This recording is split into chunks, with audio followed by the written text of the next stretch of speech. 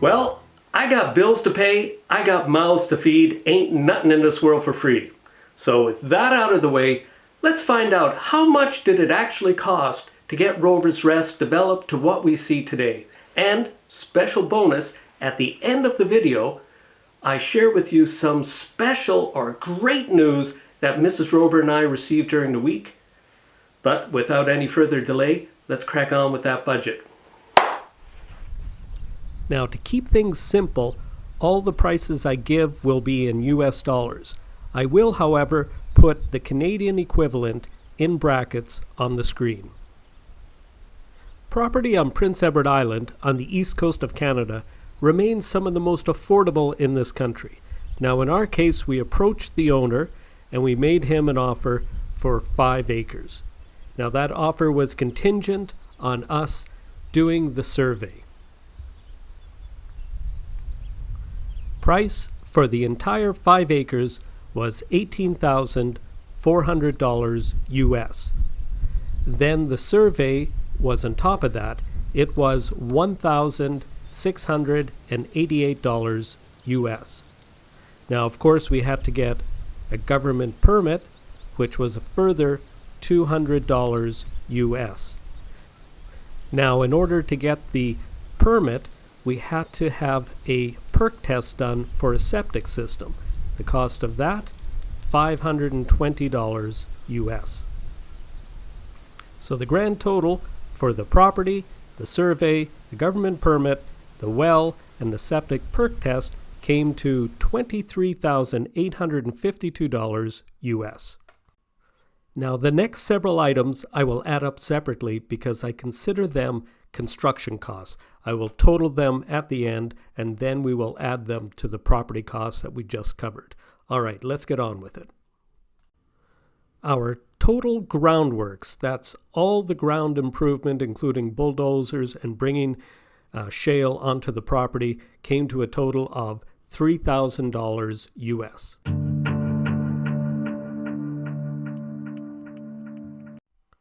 Now, the price for all of the concrete, that is, the footing, the stem wall, and the floor, came to a total of $3,572 US.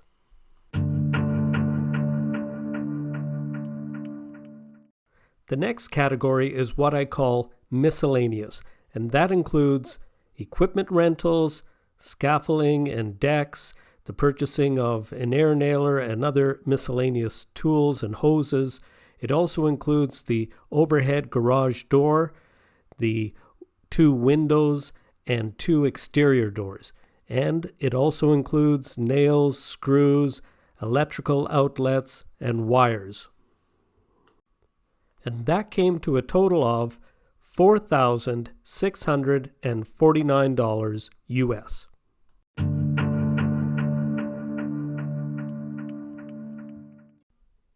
The next category is electrical. Now, this includes the electrical service mast, the electrical panel, 4 circuits. Now, in Prince Edward Island, regardless of whether or not you know how to do this, you must hire a local government licensed electrician.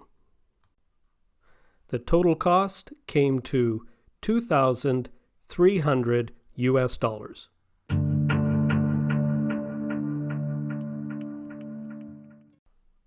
The next category is the metal siding and the metal roofing.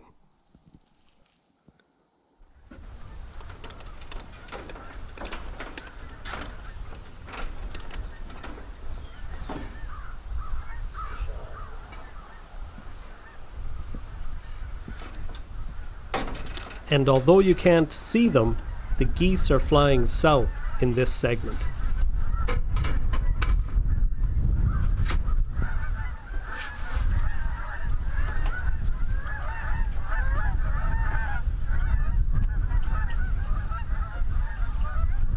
Total cost for all the metal, flashing, and fascia came to $3,820 US.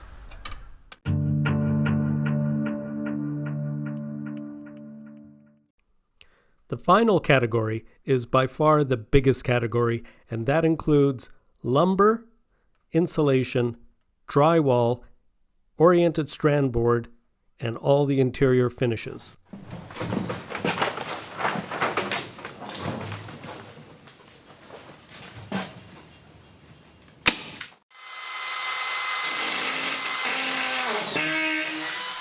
Now, before I give you the final total, let's take a look at the finished product.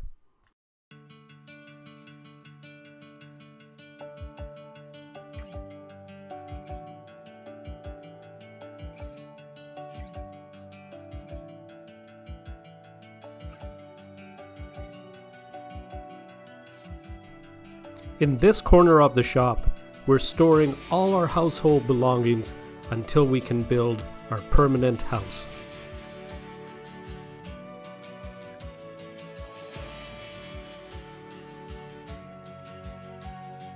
And in this half of the shop, this is where I store all of my tools and build my projects.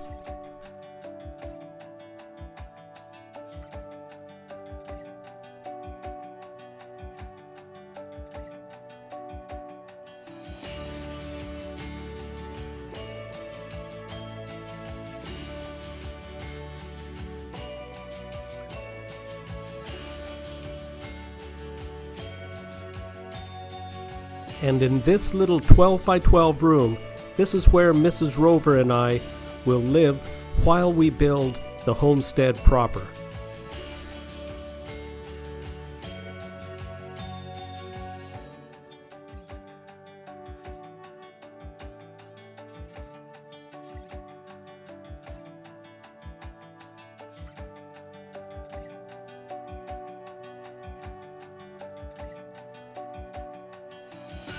Now, the total cost of all the lumber, the insulation, the drywall, and the interior finishes came to $6,450 US.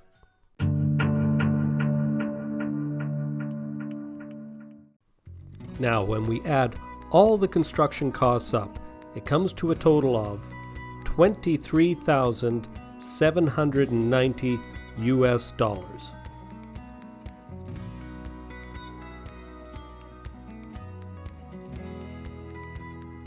Now, when we add up all the construction costs to the property costs, it gives us a grand total of $47,642 US.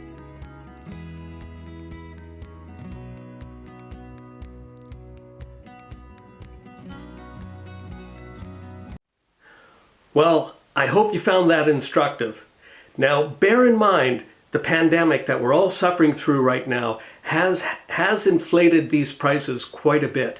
But we are rather fortunate here on Prince Edward Island in that the pandemic, apart from a scarcity of building materials and inflated prices, really hasn't touched us that much. You know, it's a function, I believe, of two factors. One, we live on an island, and two, we have a very small population.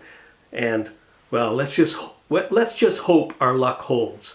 Now, I also mentioned at the beginning of the video that Mrs. Rover and I received some great news this week. And that great news is our house in Summerside sold.